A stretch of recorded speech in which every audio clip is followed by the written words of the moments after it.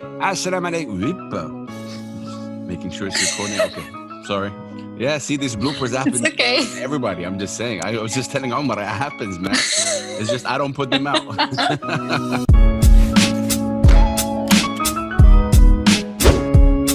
Assalamu alaikum, brothers and sisters, and welcome to another episode of Buckle Up. This is the lockdown edition. With everything that's going on right now, I didn't want to stop, obviously, Buckle Up. And man, oh man, one second. I have the right introduction for this one. This is just incredible in every single way. I'm not sure if my guests will be able to hear this, but I'm going to give it a shot. So... The champ is here!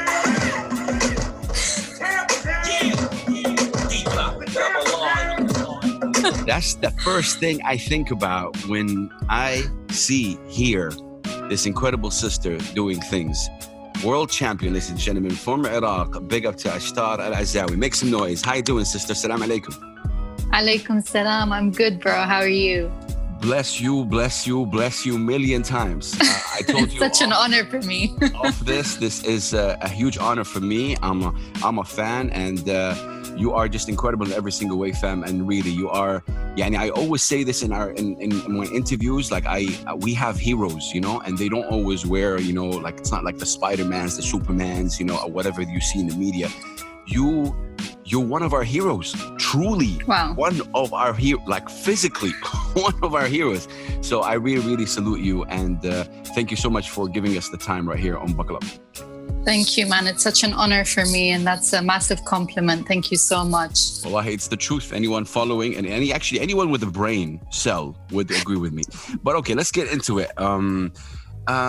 Before we talk about the medals, the achievements, the great things that you were able to do, which we're going to talk about, and how people can be inspired of that, I really want to kind of get to know the young Ishtar. Like they really, you know, before all that, like, you know, 7, 8, 9 years old. What do you remember?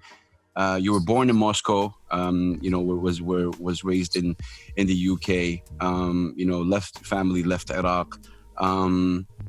But anyone who sees you, you're always repping, of course, Iraq. You're Iraqi, and I see you. I look at Iraq. I see Iraq. I see the cradle of civilization. You support everything Iraqi. There's, Alhamdulillah. You know, you do all these things for Iraq. But how was the young Ishtar like? Like tell us a little bit about that. Yeah, so I was born in Moscow. My parents were studying out there. Obviously, they were like refugees then. And then we were also kicked out of Moscow when I was around 6 years old. We went to London. We were political refugees. So I think like most of my youth until like the age of 10, we were just like moving around and trying to like just survive, you know. As a young girl, you felt that? Like you felt that? Oh, sense? Yeah. Yeah, 100%.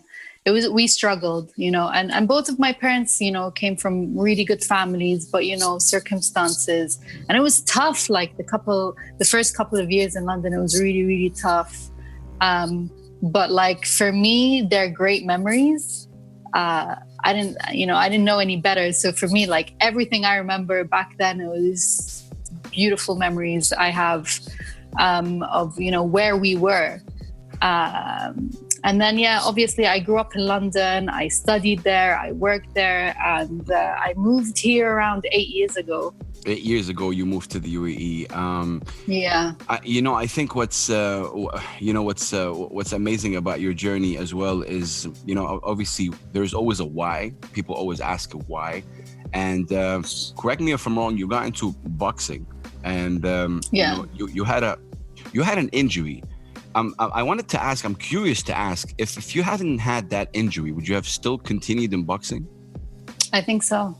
I think so, because I remember when I was in boxing, like I was getting ready for an amateur fight in Dubai, and I was on it. Like I was waking up to Muhammad Ali in the background and just like shadow boxing in my living room. Yeah. You know, I was living in my own little... And yeah, I think like for me, I wanted to go out there. Like I think I had something to prove to myself. But obviously the injury was really bad. I was in crutches for like almost 6 months. And I was like, man, I don't want to go back to this. I'm done. And I was watching a lot of videos on like self-defense, martial arts, and something like attracted me to jiu-jitsu, because I was just like, man, you know, if someone was to like come up to you in the street behind you and just like knock you out and you're on the floor, what are you gonna do? Like get up and like, you know, stance up? No, like you're on the floor already. And I thought about it and I saw it and I was like, man, this is such a realistic self-defense martial art that I want to like dive into, which I did. Yeah, it's exciting. It's interesting that you say that. We all live life. We don't know what's going to happen, but the fact that you know, obviously we're thinking that. I really don't want to. I don't want to remind you of things that, you know, obviously that happened to you. But I know for a fact that there was, you know, an incident that happened in London. Was that something that really pushed you to really take this even more seriously? Like when you had the boxing and you had the injury, did you start looking at jiu-jitsu then, or was it more after that, you know, incident? So I think for me, you know, like a lot of people hear about the incident in London, and I know there's a lot of question marks around it. But I think for me, I think boxing brought out too much anger in me, whereas jiu-jitsu gave me peace. Wow. I made peace with it, you know what I mean? I want you to repeat that again, please, because this is amazing. Yeah, like for real. Boxing, like it brought out a side of me that I actually wanted to like get out of me. Like, khalas, I don't want that anymore. I want to get rid of all that anger and I want to make peace with everything. And yeah, jiu-jitsu gave me that. It wasn't like the first day on the mats, obviously, but the journey of getting to know myself gave me a lot of peace. And I think yeah. In what way did it give you peace? That's amazing, because it's all like when you hear people talk about jiu-jitsu, it's a very obviously, you know, okay, I'm going to say something, I don't know, it might be controversial, but that's all I'm about, I think. Okay. In Arab media, they always refer to it as, you know, al-riyada al-anifa. And it's like, you know, it's like, it's a, you know, and I don't know, it's just, at the end of the day, it's a sport, right? Like, it's not like, you know, yes, it is. Like, would you really consider it a violent sport? Like, would you really say that? Not at all. Yeah. You know, there's something like a lot of people, when they get to know me, they're like, man, I can't even like imagine you fighting, because I'm that girl that will just like hug you before and after. I've been told off so many times to like not talk to my opponents. But like I've been in situations where, man, I could see how nervous they are, and I'm like, man, she's like me like 2 years ago. I wish I could just go hug her and be like, listen, we just have it out and then khalas, we'll go eat, you know? Yo. So like, it's not a violent sport. It's a technical sport. Yeah. You know, I go against girls that are like 20 kg heavier, stronger than me, you know, and it's a technical sport. It is. As soon as you feel pain, you tap out, it's done. No ego, you go home, you work on it, you come back. That's it. I love that you said that. Wallahi, gave me goosebumps when you were talking about that. I think because that's the experience, you know, that's actually talking. Ishtar, the first fight, you're practicing. You've done that. Khalas. The first ever fight officially. Take us through what's going on in your mind here. The cameras, the people, obviously your opponent, you, yourself, your journey, kind of flashbacks of what's happening. You know, you're representing your country, you know, your parents, family. I'm just trying to make you live. I'm just talking about that and I feel emotions rushing. How about you? I mean, I think on the outside, what people were seeing was just like, oh, that's cute, you know, like she's just started, it's her first fight. But in like behind the scenes, it was like messy. It was so messy. I think mentally it was really messy for me. Obviously, like I still, you know, suffer from like great trauma of like the incidents that happened in London. And for people who are listening and who don't know, I was a victim, and I don't like to use the word victim very much, but yeah, I was a victim of domestic violence. And I think when I came to the UAE, I just sort of like closed that door, never spoke about it. And I just had this new identity where like I could be somewhere where no one knew me. I didn't have to ever bring it up. And then I started to go compete, and something happened to me where I was alone with my thoughts. Like I would go on those mats and it was just me and myself, and I couldn't even like see my opponent at that point. It was everything that it was the way I spoke to myself, how I thought of myself. I could hear everything so loudly, it was almost deafening, and I was not present in the fight. And I realized at that point, as much as I tried to act like a strong fighter, man, I was so insecure. I had so many issues to deal with. And for me, jiu-jitsu was just therapy. Every time I was on those mats, that was the only time I knew how I really felt about myself. So when I talk about the journey, it's very difficult for the people watching to understand, because you know, and I say this a lot and people get upset with me and say, no, you should talk about your medals. But it's so much more than the medals. Yes, I mean, you know, yeah. No, I hear you, fam. But every single word that you said right there, every second, I kind of relate to, and I never really played professional sport. For me, it was basketball. So it was like basketball, 4 a.m., 3 a.m. in the morning, playing basketball on my own, just, you know, trying to shoot, you know, and this is what it is, imagining things, talking to myself. Sometimes I play basketball without the ball. It happened a couple of times. Where people think I'm crazy, like I'm just actually, you know. So for me, you know, man, you know, I respect you even more right now that you said that. You know, my sister, I swear to God, you have.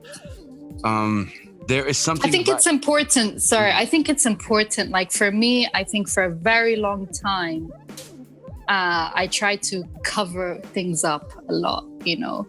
And I think it started to spill out for me. And I think it's important for women from the Middle East to really talk about dysfunction, things that shouldn't happen.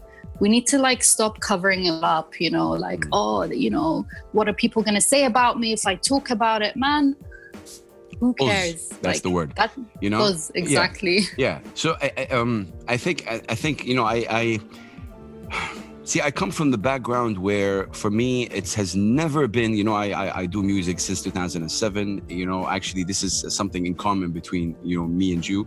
I got introduced to Yassine Salman, Narsi, shout out, always. Shout out to Narsi. Of course, Omar Effendim. Such an inspo.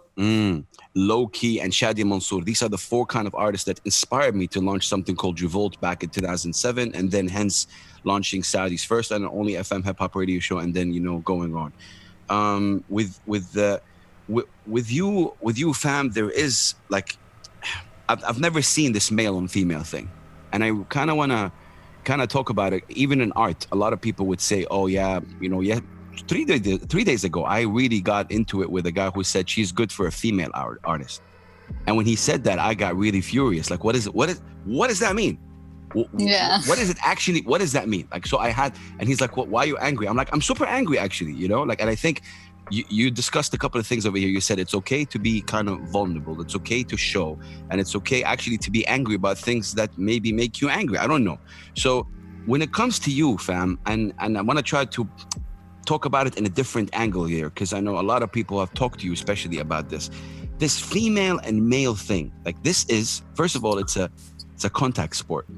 Like you said, it's a technical sport. Has not, you know, like you said that you're fighting with people, you're battling people 20 kilos heavier than you. Why would one, for example, a couple of things over here, why would one even talk about body shaming in a sport like this?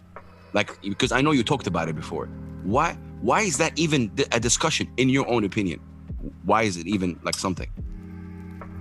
In my opinion, I think there's a lot of lack of education when it comes to sports. A lot of people have it twisted, like they have an image. And, you know, social media really can just mess you up in terms of what you think an athlete should look like. It's very easy to manipulate people, you know, but athletes, you know, we're not rich, we're not famous, and we're not fitness models. So like, yeah, my page might not look appealing to a lot of people, and maybe people will look and be like, man, she doesn't look like an athlete. But they define get appealing. confused. See, what does appealing mean? Like, so that's what I'm saying. To many, yeah. So like, okay, I'll give you an example. Like, a lot of the people that follow me are from Iraq. Most of them are between the ages of 20 to 35. And I get so many questions as to how come I don't look like an athlete. And my question is, what does an athlete look like? And 9 out of 10 times, it's a fitness model. And I literally said, I could be a fitness model, but I couldn't fight if I was one. So which one is it, you know? And there's nothing wrong with being a fitness model. No, that's great for the people who want to do that. But it's what I can do with my body. It's not what my body looks like, you know? There's a lot I can do. I'm healthy. That's the most important part, you know? Like, you're healthy, longevity. What can I do with my body? You know, what am I doing right now, you know? So I think that's really important. And a lot of people feel a lot of pressure from being too skinny. You know, I have a lot of friends that get, you know, shamed for being too skinny, too tall, too fat, too whatever, you know. And I think you're talking. Everyone. Yeah. Go ahead. Yeah, I think like we need to just stop putting people into boxes. 100%. You know, look at the accomplishments. Yeah, man. It's like, look at the 100%. Accomplishments. I mean, when I worked in the station in Saudi, there was an ad that says like this in Arabic. It says like, that's how it started. It's like, Inta double, tilbis double. You know, that's what it said, which means like you wear double X. I'm like, you guys, like, that's ridiculous. What does that mean? What does that even? You know, I have a friend of mine who plays actually professional basketball in the States. She is actually, you know, 7 feet tall. She wears like, you know, 4XL, you know, whatever it is. Like, it's not the indication of whether they're big or, like you said, it's the most important thing is the healthy, your mind is healthy, you know, and I just think, fam, and again, not to put it on this part of the world, especially our region, even when it comes to autism, fam, I have a son who's autistic. He's my hero. They still use the R word on him. Even in Arabia, they use that. Yani, they use the word, mu'aq. And I'm like, huh.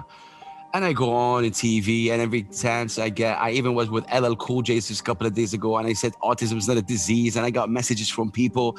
Actually, someone just messaged me. He's like, I just saw you on LL Cool J, and the fact that you said autism is not a disease, I am autistic, and I felt so proud at this moment. And I'm like, bam. You never know who's listening. That gave me goosebumps. You never know who's listening. And again, with you, fam, you never know who's watching. Yeah. And Michael Jordan, I think, said it best. He said, they asked him one time, why do you play? And he said, I play for that kid, you know, 50, 40,000 people watching. I play for that kid that never seen a game in his life. You know, he you know, you never know. So I'm thinking with you, when you're on the mat, when you're about to fight, does that really cross your mind that you're also fighting for, especially you being as a woman, you're fighting for that young girl who's right now maybe fighting demons inside her mind, maybe going through the same thing that you went through. Maybe her parents are against doing this, but she really wants to do it. Are you fighting for that? In that fight, are you thinking like that? So in the beginning, to be honest with you, no, I was fighting my own demons. I was, you know, Truth. But I think as soon as I joined the Iraqi national team, which was about, I think it was in 2017, 18. Yeah, 2017. I had a whole purpose. Like everything changed for me. And knowing that I was the only woman, I was like, man, there's girls back home that are going to watch me. And they're going to be like, hey, I can do that. So I need to like really, you know, focus on this. I had a goal, I had a purpose. And I think that's the most important thing. Like in our sport, you need to have a goal, you need to have a purpose, and then everything else aligns, because there are going to be days where you don't want to go to the gym. You don't want to see the people. You don't want to smell the sweat. You don't want it. But once you have a purpose and a goal, that's what's going to get you up, you know, knowing that, you know, I have women that are relying on me to show like, hey, look, she did it. That means I can do it too, you know?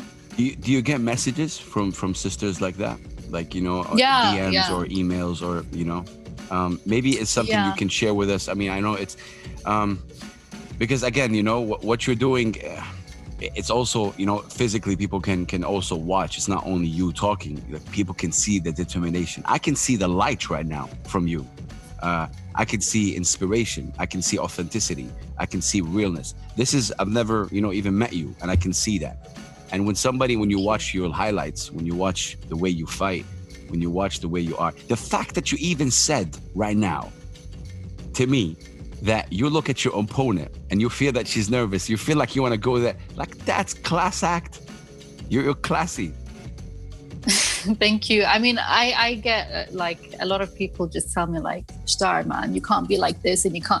I was like, why, man? Just let me be. That's me. Like, that's what I'll be known for. That. Khalas, I'm that weak one that's not just going to give you that stare before the fight. You know, like, I just want to be myself, and you know, it doesn't matter. It doesn't matter. Hemshi, like, there's compassion, there's respect, and that's martial arts. Like, it's respect, it's compassion, and it's zero ego.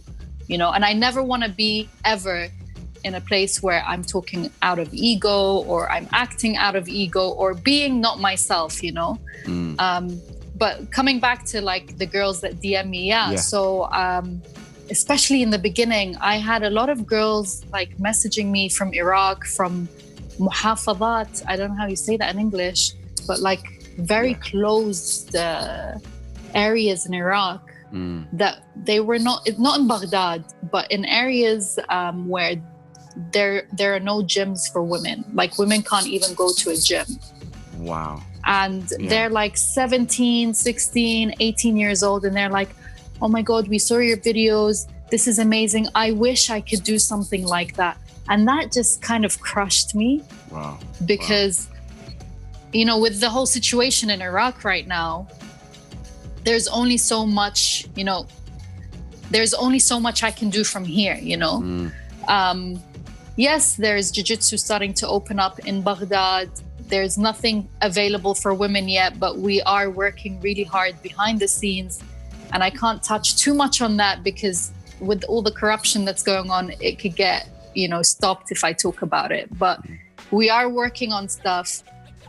However, national team for women, I have a bunch of girls that I found from all over the world that do jiu-jitsu, from beginners to intermediate. And, you know, I got them all on a WhatsApp group. We're actually going to go on a Zoom call like this week. Wow. And they're all like, yes, we want to fight. We want to compete. We want to be part of the national team. And, you know, maybe today I'm on my own, but like Hemshi is, I pass that torch on to someone else. I think you are already, fam. You are already. You know? I've heard a lot of people talk about you. I've heard a lot of people get inspired by you. They're not, you know, and you never know, again, who's watching. Fam, wow, I'm just like fanning out right now. Okay, Tayyib. You know, okay, so with everything that you just said right now, and just for the people who might not know, what sort of barriers would some of these girls face? Like, you, for example, you were, you know, raised in London, in the UK. You had your situation, and then you were able to do it. Maybe for other people right now tuning in, maybe they don't understand what kind of barriers would an Iraqi, you know, women or girl face. I know, because I'm from Saudi Arabia, and I've always been very vocal about this. A society without the involvement of women is not a society. Like, that's not right. And I've been really, really vocal about, in my case, supporting, for example, women in the music scene, pushing them really and giving them really the platform they deserve. It's not something So for people listening right now, what are the barriers technically? You know, obviously you said there's no gyms, but the mental barriers, the cultural barriers that we're talking about here. Yeah. So talking out of experience, you know, especially for any dojo in the Middle East, you know, I've trained in the UK and outside, and it's very, very different. But in the Middle East, I feel that women really have to prove themselves.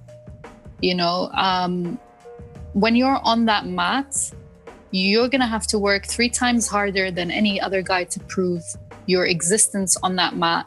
You're going to have to, you know, there's been many occasions in past clubs that I was in where, you know, if there's not enough mat space, it's the girl that will wait until there is, you know. Nonsense.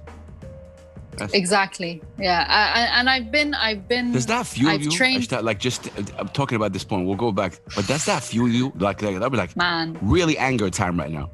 You know. I think like people who know me know that, you know, for a couple of years I was very much known as the girl that just, you know, shut her up, because I would just speak out and that would get me in a lot of trouble and cause me a lot of problems.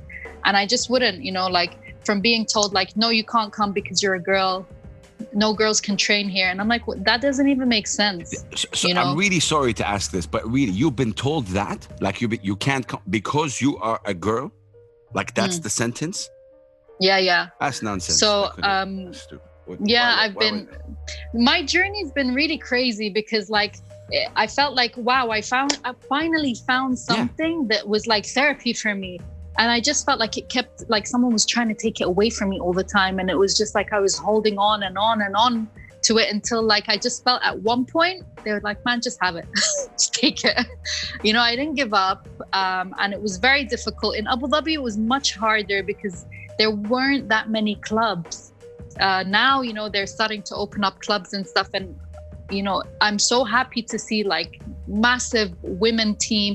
UAEJJ did a great job. I have to like definitely, you know, give them a shout out for that. They did a great job with having like all female national teams, and they let expats in, and that's great. But back then it wasn't like that. I was in different academies. I would walk in, people would look at me. I would get comments from like people, like guys, like, don't you want to get married? Like, why are you here? You should be in the kitchen. Like, constant. For them it was a joke, but you know, that stuff really starts to like play in your mind, you know. And for me, I was just always angry at all of them. I was like, the only way I'm gonna get my way back is just to beat them on the mats. And for me, that was like fueling me. Like, I need to choke him out to show him who needs to be in the kitchen. You know, but drop the mic, man. Like, I swear to God. Look, I even got Woody right here. He's like, you know, saying salute, you know. This is. But saying all that, I want to add one thing. The academy and club I'm in right now treat me like a queen, and I really big shout out to Commando Group. I'm, you know, the only girl on the team, and I'm respected so much on that team. You know, none of the guys go easy on me because I'm a girl. They treat me just like one of the guys. That's the one. I mean, they call me bro. That's how deep it is. Like, they just get. Yeah, I mean, look, listen, you know, for me, that's the way it should be. Sarahatan, of course, big up to them, but I don't think we're doing anyone like, you know, a favor when we do that. That's the way it should be. It's not something that Sarahatan, it's an added value that we respect, you know, that. Well, subhanallah, you know, even talking, you know, yeah, and when you even talk, you know, Islam and stuff like that, you know, like it is actually, you know, Islam liberated women. I mean, I'm sure people know, like before Islam, you know, when someone would have a girl, they would bury the girl alive. This is what it is because of this, you know. Yeah. And then the Prophet, peace be upon him, came in and said, that's what? No.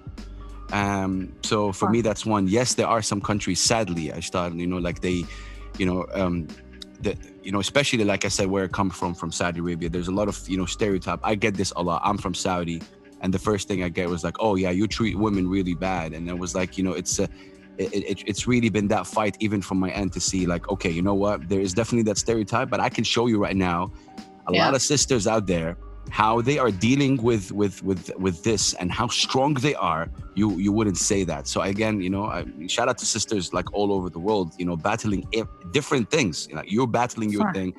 The fact that we're actually gonna sit here and talk about battling, for me sometimes though, kind of annoys me a little bit, fam. Like when you say, oh, you know, like we have to fight 3 times more. It's the same thing for a rapper who happens to be a female.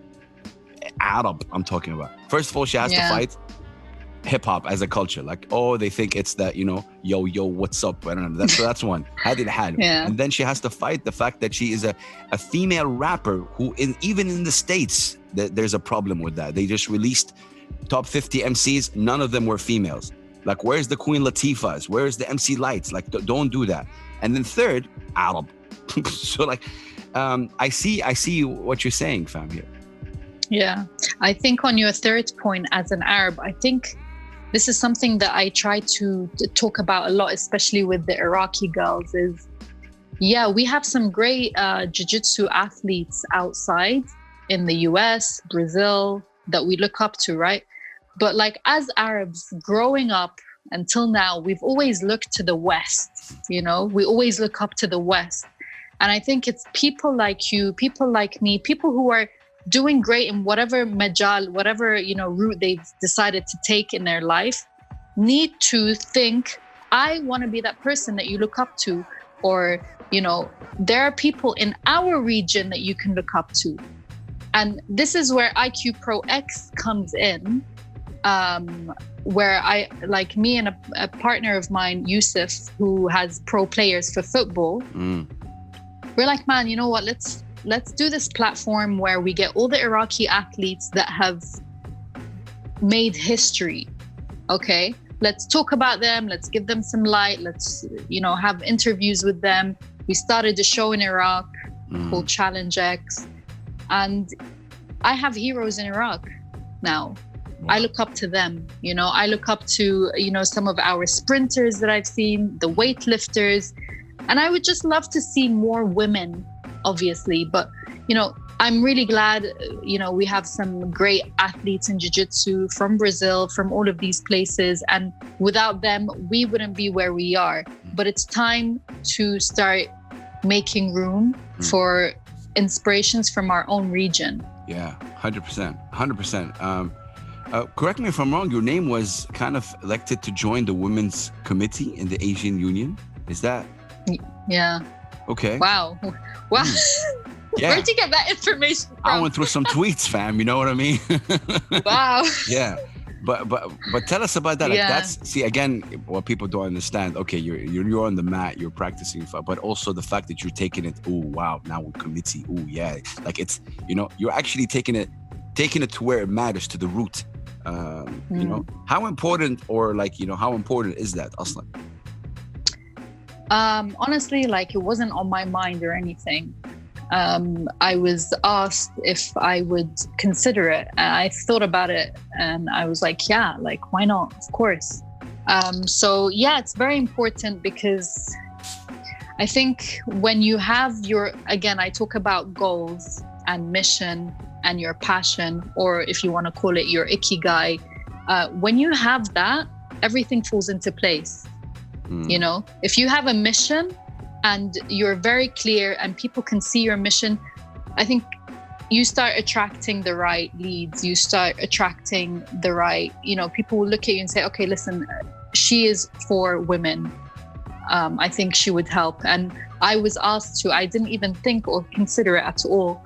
And I was asked to, and I was like, yeah, for sure, you know. And I went to the first committee meeting. It was very interesting. And obviously this whole corona virus shit happened, and I was like, where from here, you know? Yeah. But I think was again, the last meeting. Yeah, I think it's important that, you know, that you're there. I mean, you know, very, like, even, you know, internally, you know, like, from your passion, somehow it seems that you are willing to kind of sacrifice everything for women, you know, for winning, or for a history moment, or, you know, just for proving yourself as well. What would you actually be like? What's the sacrifice here? And is it all worth it? After everything, when you look at it, is the sacrifice actually worth it? You know, it was very interesting. I was speaking to a very good friend of mine. She's a black belt in Jordan, Rana Qubbaj. And we were talking about this. We were talking about, you know, talking about real issues that are happening to women in the Arab region. And there was a split second when we were like, but you do realize we could potentially get, like, thrown off. But at the same time, we would open a door for questions and investigations and whatnot, you know. And I think, you know, I'm willing to take that bullet if it means the next generations are gonna be able to be elected to go onto federation teams, national teams, be able to train in the same training hall and get the same treatment as, the guys. For me, sitting back to watch that, knowing that this is going to become an Olympic sport in the future, man, that's enough for me. That doesn't have any, no medal can come close to that, It's all great, I love competing, I love doing all of that, but my true passion is empowering other women, getting more women on the team, giving women, the chance, the choice that if this is what you want to do, البيبان كلها مفتوحة. All the doors are open to you. And I will make sure of that. And don't worry, we have your back. Because when I started this, man, I was bullied and thrown around left, right, and center by, men who had a say in the community. And they were really taking advantage of that. And I had no one to go to and ashtaki, and it was just a bunch of men that were just like, silly girl, go away, So I think this is really... You're not silly. You're proven that you're really dedicated. You're proven that you're... but again, just I don't want to really talk a lot about it, but the fact that you had to go through all that, for me personally, I think... it is what it is. Like, it's just, it is something I'm not able to understand, صراحة. Like, till now, I kind of have these discussions with myself. Like, why? Because she's a she had to go through all this. Like, I never really see it that way. History repeats. Yeah. And history repeats. Exactly. This is something that, a lot of, especially, sisters and women went through. Fam, you have impacted a lot of people. And I always say this in every single show. There's an old Bedouin proverb, الإنسان الذي لا أثر له لا حياة له. A human being with no impact has no life. There's no trace. So you've impacted a lot of people already. You're a hero to a lot of people. But who do you look up to personally? Who are the people that inspire you personally? Who do you look up to? Who inspires you? This is gonna sound cheesy, but 100% my mother. My mom. That's not cheesy at all. Why? Of course. Yeah. Like just watching my mom. That's one. أمك ثم أباك. It sounds not definitely. Of course. Shout out to her. Yeah, for sure. Like my mom, just watching, like for us, the struggle of being refugees from country to country, and just watching her, real hard work, dedication, doing everything in her power, like just watching a strong woman in front of me and seeing all the struggles she was going through, but she would still get up every day, she would give it 100%. Like she gave so much and so selflessly. It was so selfless, of her to do all of that. And I think for me, like seeing my mother, working, my mom was an actress. So back in Iraq, like back then in the 60s and 70s, it was like, no way, like you can't do that, That's already revolutionary. That's already groundbreaking. Yeah. Shout out to Sundus. I know she has a show called The Groundbreakers, So yeah. Sundus, I love Sundus, man. Yeah. Sundus and Yasin, my biggest inspos as well. Another inspiration I think for me is Narsi. I see that. Sam, I love the fact that, for me musically, that why, like what is it about Yasin that you connect with? Okay, music has always been a big part of my life. I was a big Wu-Tang fan. What? Like 90s hip hop for me was okay. I'm just stuck there, like I don't really like all this. That's a good place to be stuck at, if you ask me. Yeah. So stay there. So when this revolution happened, before the revolution, I didn't really feel a connection between the Iraqis outside, the Iraqis inside. There was a big gap between us. And I feel that there were some key players during the revolution, one of them being Narsi, and many of them like Sundus, a lot of artists, photographers, filmmakers, they played a really big part in bridging the gap between us and them, and uniting us and talking about the struggle. Like when you listen to Narsi's lyrics and the struggles, like that's me. Like I connect to him, and he talks his truth, and he makes everyone feel like, well, me in particular, I feel like, yeah, man, like I can just be true to myself, and all the struggles, like everyone went through a struggle, whether they were outside or in Iraq, you know, there's no comparison, obviously, like with every war that they had to go through, but we felt their pain, you know.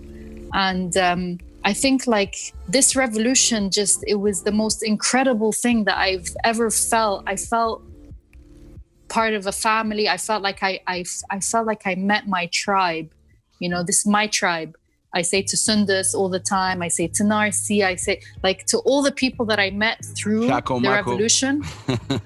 Shakumaku, yeah. Ahmed. Like I've never met Ahmed, man. We talk every day, you know, and it's shout out to them, humbling. Yeah. But it's really beautiful to hear you say that. Can I ask you a question that I don't know how, for some, like, and I think a lot of people, like, especially like Narsi would relate to that as well. A lot of people who are like, you're Iraqi, you've never been to Iraq, right? Correct me if I'm wrong. Mm-hmm. No, never. Okay, so some people would still say, like, I hear this from Sudan, for example, like Sudanese people, Sudanese artists that I love, who've never been to Sudan, but always rep Sudan. There's always a little voice coming in from Sudan or Iraq. Hey, you out there, you don't know how is it like to live here. I appreciate what you're doing. I like what you're doing. But hey, you know, it's when you live here, it's harder. I'll give you a context. Context of my English. Context, exactly. For example, there's a couple of Saudi female singers, like, you know, Rotana and Tumtum. They're Saudi, based in LA, right? Los Angeles, really open, really you can go crazy, do whatever you want. But there are also female Saudi singers based in Saudi that didn't have that leverage. And there was always talk about in the media, always Saudi female singers, and they would mention these two, for example. But they're based in LA. And the voices coming in from Saudi were like, we love what you're doing, but it's really harder when you're in the country itself. What do you have? Do you understand what I mean? What is it that you 100%. Might say about that?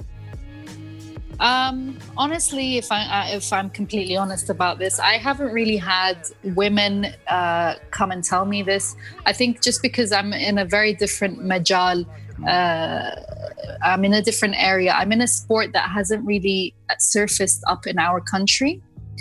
But I get a lot of messages from very young guys, and I completely understand where they're coming from, where they're like, yeah, of course, you know, you live in the UAE, you have everything. Oh yeah, of course, because you have like an unlimited pot of money, which is like far from the truth.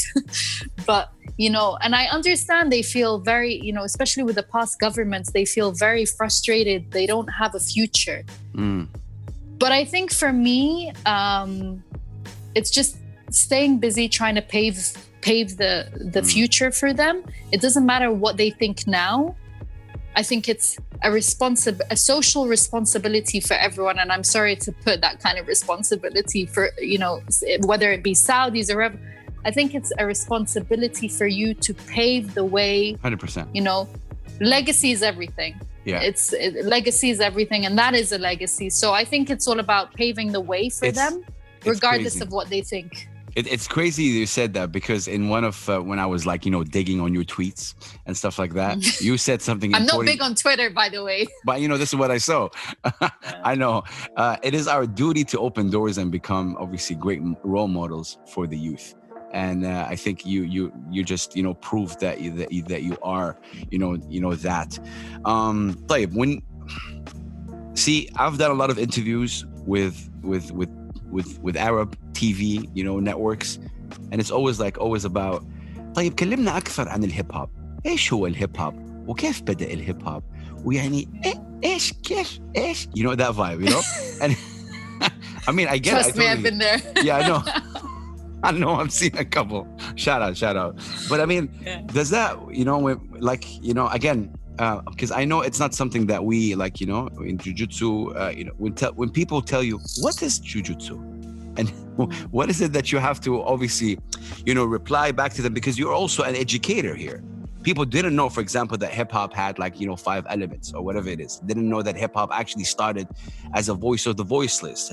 You know, so when you're asked questions like this, do you feel like, what goes on? Like, oh, do you feel like, okay, hey. So we had this conversation before, and I was telling you, like, I think a lot of the mainstream media already have a vision of where they want to take my message, my vision, and everything. Like, and it's very difficult because it gets misinterpreted. And I always, like, I'm very careful that they don't put me in a box where I'm this person disconnected to, you know, because it's very important for me to always have that connection with my people, 100%. you know?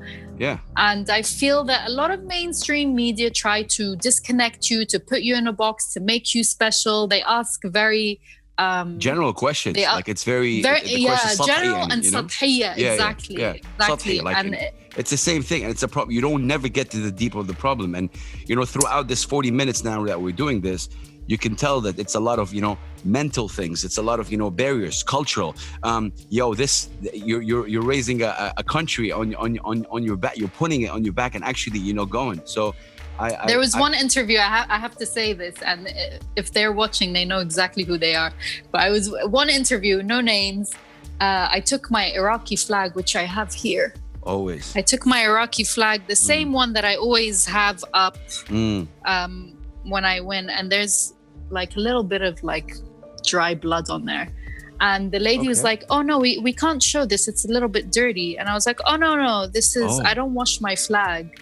I keep all the blood, sweat, and tears on it for like life, right? And and I remember I was sitting in the studio all done up and sitting there so uncomfortable and stiff. And she was like, oh, maybe did you just like put some blood on there on purpose? Or and man, I was like, I want to get out of here. Like, get me out of here. I was in the middle of, I had no idea where I was. And I just thought, man, this is what I'm never doing again. I hear you. I hear you. Thank you so much for sharing that, fam. Well, it's not easy to share something like that. But but again, see, the West maybe would take this story and make it like it's a big deal. The fact that you have that, the fact that you never wash your flag, right? You know that. For me, I'm listening to this. I'm like, mashallah alayki. Yani, what an honor. Like, what, you know, I don't get some people. I don't get it. What is it about you not washing you like that? What? See, I'm not gonna get controversial. Why? Right now, but again, you know, it seems to me. Actually, I'll say it. When you look at many of the leaders, especially in the Arab region, right? And I know it's something stupid and small. It's like they show the same picture 20, 30 years ago. When whoever the leader was really young or whatever it is, like there's no, be proud, Danny. I don't know, this is something totally different, but be proud. Like you have this, you're raising the flag, you're in, actually it reminds you of all the fights that you've been into, you know? So for me, fam, Ya Allah, I swear to God, every time I talk to you, it's like, you know, the battles that you had to go through and what did you have to do?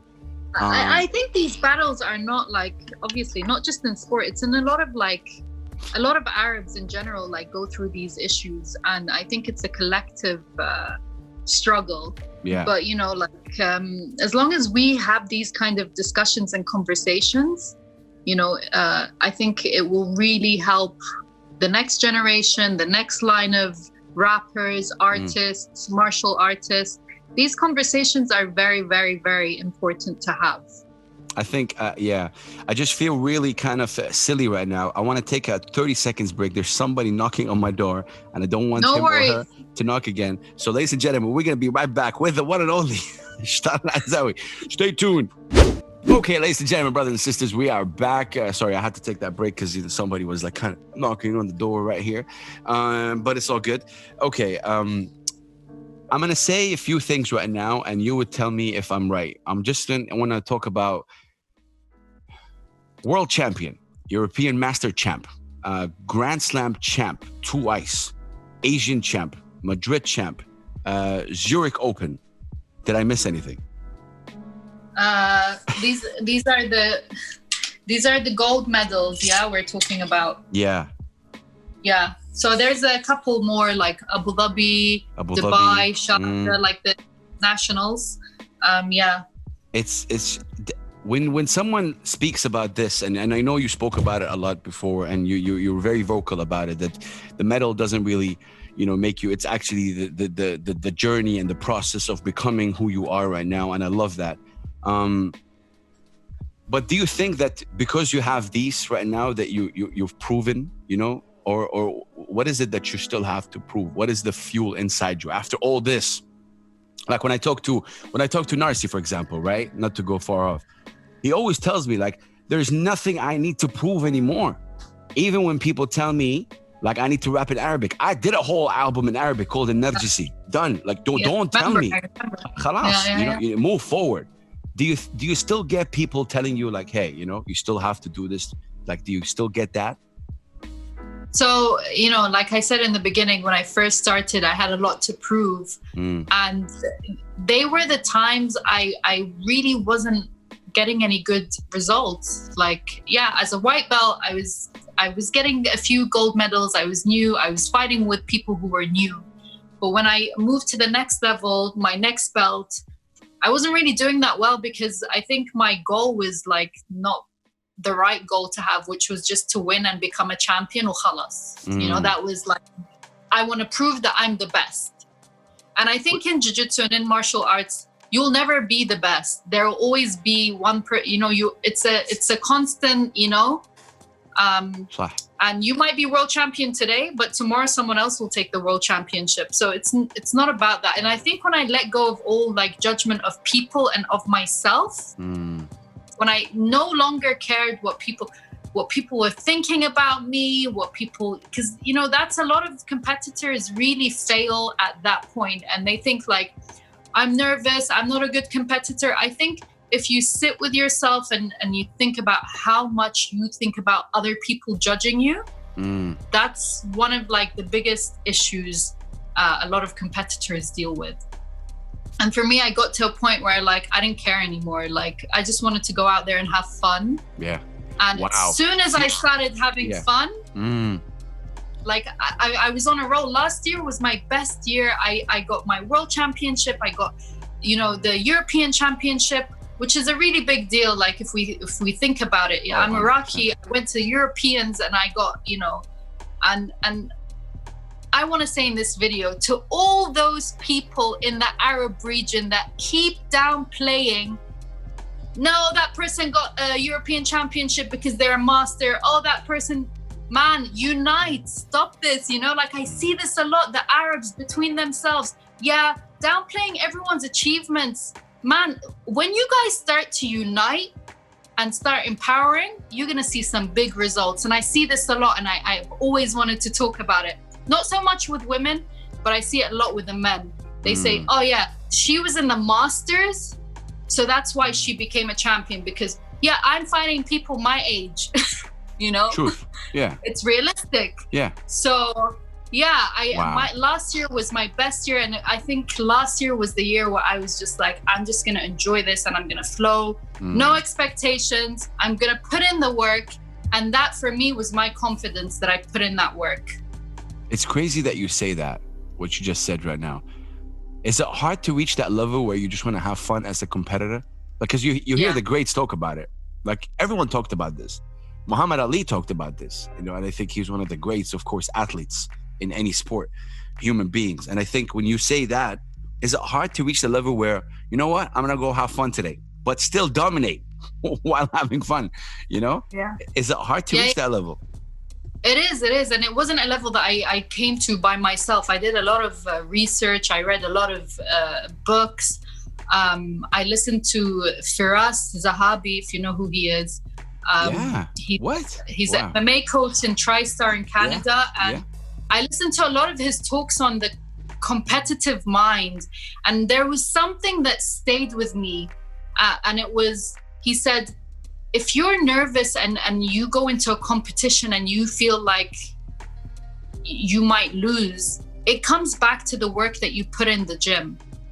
So if I'm going to the gym every day and I'm giving my 100%, I go home every night and know that I gave it everything, I'm not going to doubt myself. Whatever happens, it's fine because I gave 100%. And I started to give that 100%.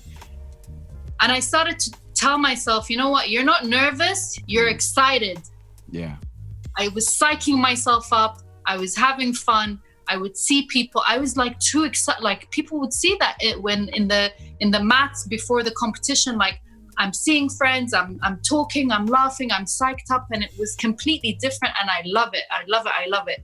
Doesn't matter what the result is. You know, even between fights, you know, I see people, I'm talking, how are you doing? It's okay, whatever. Like I enjoy it now, which is like, yeah. I wish there was a secret could give, but there isn't. Like you have to understand. And again, I think there's no recipe for it. Everyone has their own kind of journey. But again, I really want to thank you for your time, fam. Just a couple more questions. When it comes to self-defense and how people should view that, I know that you come from you take this really seriously. How important is teaching especially young brothers and sisters, right, self-defense generally? Like how I know you're vocal about this, in terms of like putting that in school. Do we have more in school? Like I remember when I was in school, the self-defense that they gave us was like an added value. It was like 1 hour in a week or whatever it is, and it was just not right, And so what are your thoughts about that? Does it have to be like really kind of forced on in the curriculum, maybe in schools? Yeah, and that's what they're doing here, which is it's beautiful to see that, because not only does self-defense teach you how to defend yourself, but it gives children a lot of confidence. Truth. And and they've implemented it here in every school. It's compulsory. It's part of the curriculum. That's great. And I think if you don't, do your time in jiu-jitsu, you fail your year or whatever. So it's very important. And I think it's a human right for everyone, men and women. Everyone should know how to, we're primitive, we're domesticated beings, and we've forgotten our, we're supposed to be outside. We're not supposed to be, caged up in boxes and stuff. But like for a human being not to know how to defend themselves, no, like that's wrong. That's your human right. So I think, as much as I push for women, but I think men also need to learn how to defend themselves as well. I think 100%. And it's really interesting you say that as well, fam, because you talk a lot about the mental aspect of it in terms of like what you need. And again, I go back to Michael Jordan when he said like basketball is 80% mental, 20% physical. You go like, what? One of the greatest basketball players is saying that. You go like, yeah. And then you go through what they go through mentally, this mental thought of winning, like Kobe Bryant, rest in peace, and many others. Like, what is it that you inside? It's such a, so for you, how is it like in your mind? Do you have that battle in your mind? Yeah. Like for me, I think it's so important to have these sports in war-torn countries because it's people of the struggle that need it the most. This is their therapy. That's the best thing you're going to give them. This is the best form. Sports will get you out of so many problems. Do you know our suicide rate in Iraq, before the revolution was so high? I don't have the numbers, but super high, young people killing themselves because they just feel like they have no way out. Bringing them a sport will give them hope, passion, goals, will discipline them, will give them confidence, will give them drive. And, this is a basic right, and champions aren't built in 5-star gyms, they're built in those rundown places, Ya Allah, every single drop the mic, ya akhi, jeep mic kida and move, drop it. I don't know. Ya Allah, you are inspiring in every single way. It feels to me every time I want to try to end this, it keeps going and going. So, subhanallah, the cycle is just crazy. Tayyib. I'm not sure if you'll be able to, if you're comfortable talking about this, but let's go. Okay. You can always edit it out if not. No edits. Buckle up, no edits. That's the thing. No edits. Oh damn. So get ready. Okay. No, I'm just saying that. Okay, so you went through your journey. You're still going through your journey. You're doing all this stuff, but the thing, and again, I'm speaking from experience, is what actually sustain you in terms of like living life. You know, a lot of musicians, for example, don't depend on music. Financially, I'm talking about to live. You need to live. You need to pay rent. You need to do this. You need to do that.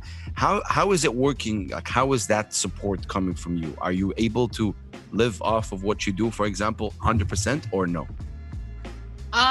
So first of all, like, a lot of people think that I get sponsored. I'm not a sponsored athlete.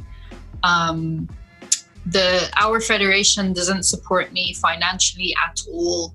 And it's expensive if you want to be at the level of world class, you know. So I have a day job, you know. I've been in my job for almost 10 years. You know, I work in corporate, I work in investment. You work in investment. See, that it took us 45 minutes to get that out. I mean, it's my fault. You I guys do. started. I work in investment. Investment. And, what? Crazy. I work in investment, and that pays for everything. That it sustains me as an athlete. It helps me go abroad and compete and stuff. And I mean, like. But would you rather to leave that world and 100% depend on that, like, or you know, that's difficult to reach? But if you're giving the chance, would you do that? Of course, yeah, 100%. Like, if I could, I mean, at this point in my life, I think if I had the option, maybe, you know, earlier on in my career, yes. But I think at this point, my goals have sort of moved to, you know, it's evolved, and I see a different direction. I could still be part of the corporate world and, you know, sort of put everything together. But I think for athletes, you know, in jiu-jitsu, a lot of jiu-jitsu athletes are broke because they have given 100% to it. They're young, they've taken big risks, and jiu-jitsu isn't like NBA, it's not football, it's not an Olympic sport. You don't get that much prize money. You make your money from seminars. So it's a poor man's sport for now. So it is what, sorry? It's a poor man's sport for now. Can I say something? This is very, very interesting that you say that. Just a couple of days ago, I'm not sure if you're familiar with Swiss Beats. Of course. Swiss Beats, you know, and Timbaland, they relaunched this thing called Versus. Obviously, he's also Alicia Keys' husband, one of the most incredible producers and hip hop figures. Anyway, he went on live, and you know what he said? He said that the people who created hip hop are poor. They're not in a position where we are all at. And he went on and was very, very controversial. Said he wants to give $1 million to the people who actually created the culture, right? Yeah, wow. Yeah, million, you know, like just out of because, you know, so it's kind of, you know, when you hear stuff like you just said right now, and the fact that why isn't jiu-jitsu an Olympic sport? Have you ever, like, you know, what's the reason? So jiu-jitsu now is lined up to become an Olympic sport. Yeah, so they're changing a lot of rules, a lot of, you know. So when I compete in club and academy competitions, the rules are very different to the ones I compete in the national team. So I'm kind of like, okay, I have to remember now, you know, this is an Olympic style. So the rules are very different. You can do a lot more. I fight against different levels. Yes. Most of the time I fight higher belts, you know, someone who has maybe 15 more years experience than me, you know, so I go in thinking it's win-win. But the main thing is federations have a budget, so it really depends on the government of the country, you know. You know, mashallah, here, you know, the players are doing really well, and you see it because they're funded, you know, they're taken care of. They have a physiotherapist, a personal trainer, they have a nutritionist, they have whatever funds they give them every month, and there's prize money. You know, in Iraq, like when I became a world champion, I picked up the phone. I was like, hey, by the way, wow, like this happened. And unfortunately, you know, like one of the saddest things that, you know, and I say this until now, I never want this to ever be repeated, is in the last world championship for Iraq, I got a silver medal, and I had no coach with me. The team left the day before because of their budget. So I was fighting a day after, and I was fighting in the finals, and one of the Bahraini head of federation or whatever, like coach, saw me and he was like, hey, where's your coach? And I was like, would you mind lending me one? And he was like, of course. And I went in with a Bahraini coach. Wow. Coaching me. And that broke my heart, because that, as much as I loved, you know, that, you know, what they did for me. Support. Yeah. But I should have had someone with me, like from my country, you know? And I'm sure that if I did, like, if I had my own coach who's been coaching me, who's Brazilian, Tiago Barreto, big up. Big up to you too. So I'm sure, like, if he was there, I could have, you know, got that gold medal. And I'm pretty sure I could have, you know, because at that point I needed support and help, and I needed that third eye of my coach to tell me, like, okay, this, because I made a very simple mistake. But unfortunately, you know, and this is, you know, from our work, it will change. And, you know, this topic we can sit here for the next 4 hours and talk about. But do you see yourself competing in the Olympics? Yeah, I've always said, like, I want to, like, akhtim my career. Let's go.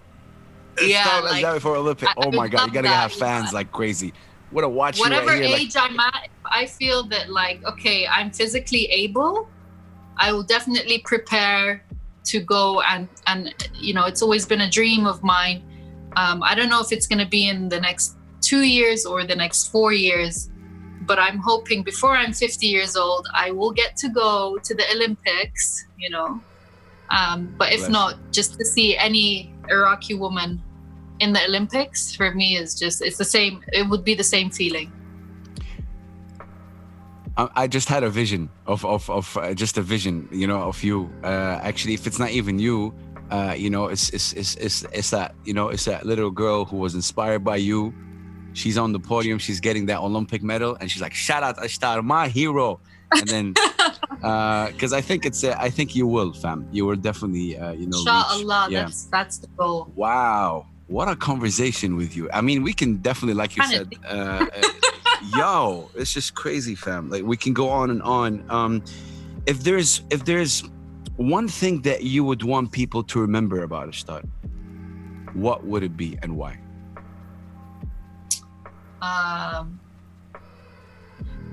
Limitless. Like, nice. Limitless. I want to be limitless, and there are no limits. You know, I've been given limits to my race, my sex, my age, my country, you know, and none of that matters. It doesn't matter how old you are, what, you know, sex you are, where you're from, what religion you are. Limitless, and that's what I want to be remembered by. I think that's again, that's truly beautiful. What are you working on now? Like, in the next kind of, you know, like couple of years or year? What can we expect with everything that's going on right now, with obviously the COVID-19 situation limit maybe some people, but what can we expect in the next kind of few months? Competition wise, or competition, or even life? Like, what are you doing right now in your what you know, in your daily life? I mean, daily I'm training every day. You know, this is something that I haven't stopped. I'm not training jiu-jitsu, but I'm just keeping, like, myself, you know, fit. So when I do go back in, I am able to compete. I will be competing in the Europeans, in World Championship. I think the next one, you know, inshallah, if this is over by September, I think it's Asians. That's up next. So I'm going to be going into Asians. Out of competition, I'm working with the girls to finally set up a legit team of girls that will start competing. So you will be seeing more Iraqi girls holding up that flag, inshallah. And we're just working on some basic things that were not already done for us by our federations, i.e., you know, camps, training, support, you know, just supporting each other. So you'll be seeing a lot more Iraqis coming in and competing in the future, inshallah. Shout out to Iraq. A lot more happening on IQ Pro X. So shout out to IQ Pro. Yeah, of course. We're gonna put that account right here. Fam, you've inspired me a lot, and after, you know, getting to hear you speak about your passion It's really amazing with everything that goes on in your life, with the barriers that you had to overcome. It feels to me that you are, at the end of the day, like I started, one of our heroes. And the champ is here. You'll always be a champion in our hearts, I think. And not only physically on the ground, but even the fact that you're pushing this mental thing, I really applaud you for that. Not a lot of people speak about this, fam. And we always want to portray that positive, oh wow, rainbow picture, and it's not always like that. So I think it takes a lot of guts, and mashallah alayki, you know, so much. And thank you to you for like creating a safe space for people to talk about, you know, such subjects. I think it's really important to have people like you. Otherwise this wouldn't be possible. Khaddamkum, like I say, always, wallahi. Ladies and gentlemen, please support this sister. That's her account right here, and she is just incredible. I could sit definitely ages to talk to you, fam. Khaddamkum ana, shout out to Iraq in the building, cradle of civilization.